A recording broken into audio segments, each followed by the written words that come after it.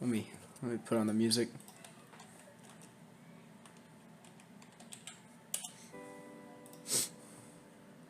Can I go? Yeah. Well, I haven't written in this thing in years. I was getting home from work today, and I saw this thing lying under a stack of paperwork. I guess I used to like writing in it when I was a kid, so I figured I'd give it another try. Jesus, there's a lot of catching up to do. Where to start? Well, Rowley's gone. No, not dead or anything. He just moved away.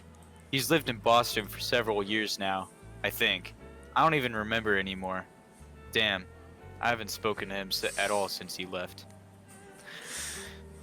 I still don't really want to talk about it. I work a good job, I guess. Me and Bryce Anderson work at this office downtown. I mean, it's not like I enjoy it, but it pays the bills. Am I happy?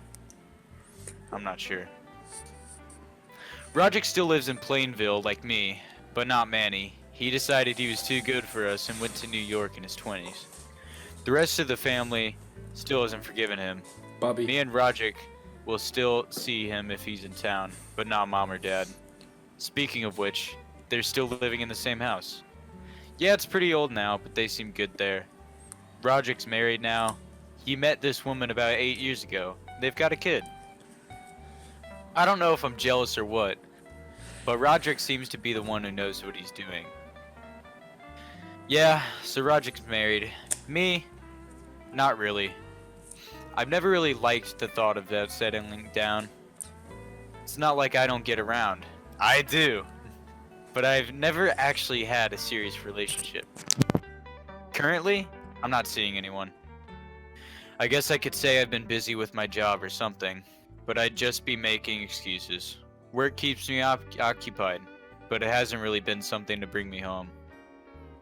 Plus, Bryce and I have never really made it past being colleagues, so we can't do anything outside the office. Hold on, I'm getting a phone call. Hello? Triton. It's your phone. Jack. Jack. Where's Jack? Get to the hospital now. It's Dad. The cancer's gotten worse. Shit. I guess I have to come clean. Dad was diagnosed with lung cancer over a year ago. He started treatment almost as soon as he found out. A couple months back, the doctors told us that the cancer went into remission and we wouldn't have to worry about it anymore. Then, during a checkup, they found another tumor. So, I guess the doctors here are just bullshit. Mom hasn't really been taking it well, which I guess is totally fair. For now, their savings are just covering the medical bills, but that won't last forever. You're never gonna believe who just showed up at the hospital. That piece of shit Manny. After almost a decade, this is when he decides to see Dad? Damn it. Roderick must have told him. I wish he told me instead of just letting him walk in unannounced. He's in the hospital lobby with me and Roderick right now. And Mom's with Dad. Neither of them know Manny's here yet. Manny wants to go see them now, so I guess we'll have to let him. Get the fuck out of here! Right now!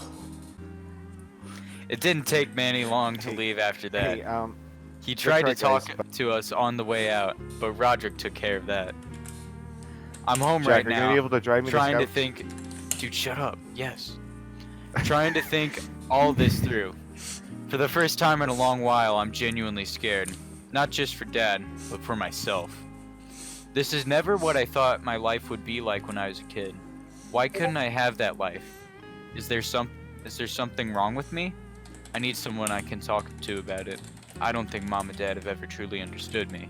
So, not them. Roderick maybe, but I'm not gonna lie. Him and his perfect life kinda intimidate me. Sure as hell not as Manny.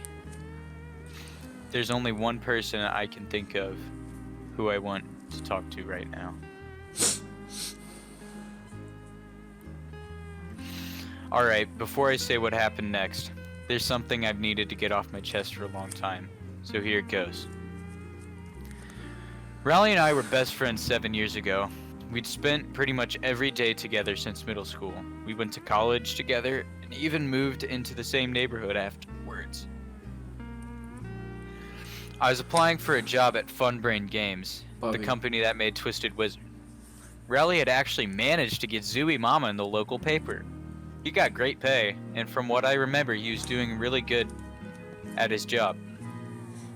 I was probably the happiest I'd ever been in my life, but it only took one phone call to change everything to forever. So Riley got a call from this comic syndicate in Boston. They'd seen his work, and they wanted to offer him a position. The thing was, they only had room for one more cartoonist, so if Riley wanted the job, he'd have to move to Boston within 2 weeks. Now I wasn't in a particularly good mood already, because Funbrain Games had just denied my application. So when Riley gave me the news that he'd be moving to Boston in 2 weeks, I was devastated. The day before he moved, I told him to meet me on a roof of our old middle school, for old time's sake. I had something I'd been waiting a long time to tell him, that I needed to say before I was gone. I love you. Yeah, man. I love you too. No, I'm serious. I don't know if I'm bi or what, but I love you. Oh. He left next morning. We haven't talked since. I'm waiting for the next song to come on. Just give it a second. You want me to put one in queue? Yes. It's been 1 week since I tried to get in contact with Riley. He still hasn't responded. At this point, I've only got one option left. Not leaving Plainville. I'm not gay, Greg. Oh, man. Door slammed shut sound effect. My father's dead. He's gone. I'll never see him again. I'll never be able to talk to him again.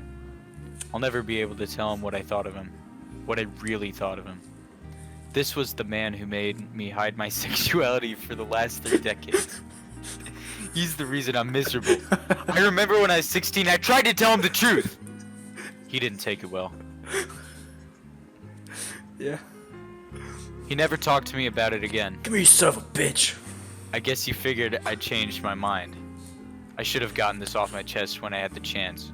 Should have told him when I could. I don't think I'll go to the funeral. Rogic told me it will be on Monday.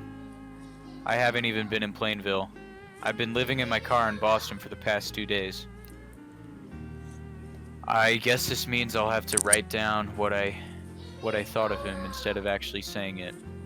Just like every other genuine emotion I've ever had. Fuck you, Dad. The funeral was 2 days ago. I didn't go. I ended up driving back to Plainville yesterday because there's really nothing left for me in Boston. I found a termination letter from my office in my mailbox, which I guess I should have expected when I wasn't at work for a week. I realized I needed to have some sort of closure with Dad, so I decided to visit his grave last night. I guess I wasn't the only one with that idea though. When I arrived at the cemetery, I detected the smell of gasoline. It suddenly made sense when I saw Manny standing at a grave. At Dad's grave, with a lit match.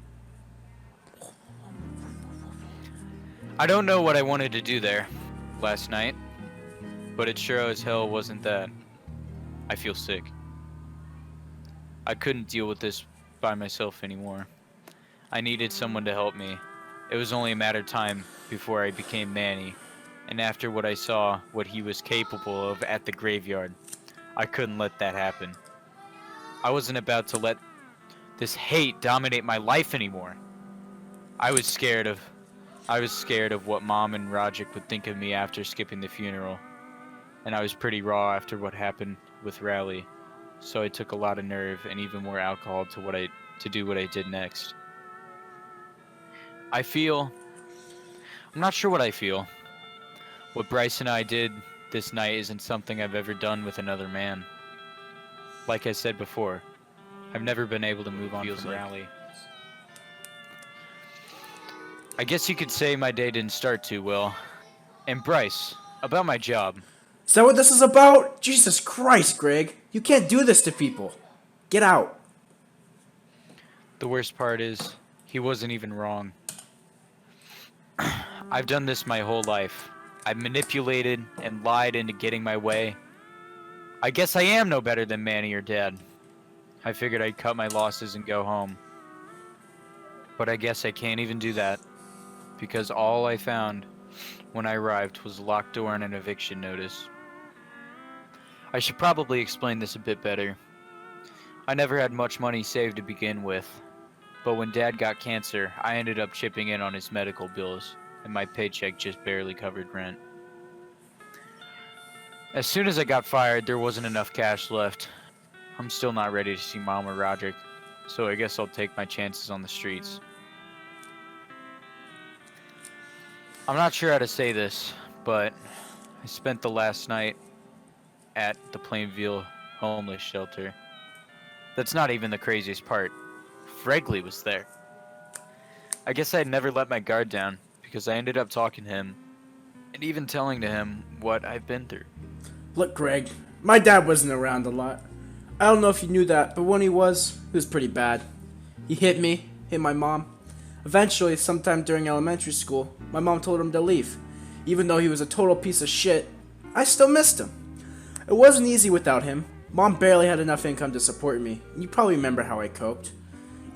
Never quite acting normal. He took quite the mental toll. And I don't think I ever recovered. It's not like he could afford therapy. I know we weren't really friends, and I don't blame you for that. I've always had my mom, though. She's the best friend I've ever had. I don't want to tell you what to do, man, but I really think the best thing you can do is see your mom. At the end of the day, family's family. Damn. Who would have thought that the best advice I've ever been given would be from Fregley? Well, after what Fregley said, I decided it was time to see Mom. I wasn't sure how I felt when I knocked on the door of my childhood home, but the moment the door opened, I broke. Neither of us said a word. For what seemed like a lifetime, we stood there motionless. Then it all spilled out. All of our pain took the form of a million teardrops streaming down our faces. We talked for ages in the old living room about Dad, Roderick, and even Manny. We agreed it would be best if I stayed there until I got my shit together. Once I thought Mom went to bed, I remembered something about the old house. Way back in middle school, I hid Mima's diamond wedding ring here in case I ever needed to pawn it to get myself out of some god-awful situation. Like the true asshole I am, I thought now might be that situation. Greg, what have you done? Like a broken record, that's all she could say.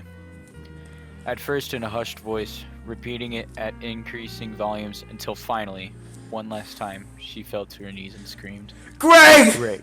What have you done? I wasn't sure what to do. I couldn't say anything. I dropped the ring and ran. Not sure where to go. After an hour of what I thought was aimless running, I realized where I was. Roderick's front lawn. It took me one look through the window, seeing Roderick with his wife and kid, to realize I can't do this. I thought I could, but I can't. What would I even say to him? What could he even do? All I can do is screw everything up, and he doesn't need that in his life. Nobody does. I'm done with this. I'll just have to sleep in the alley.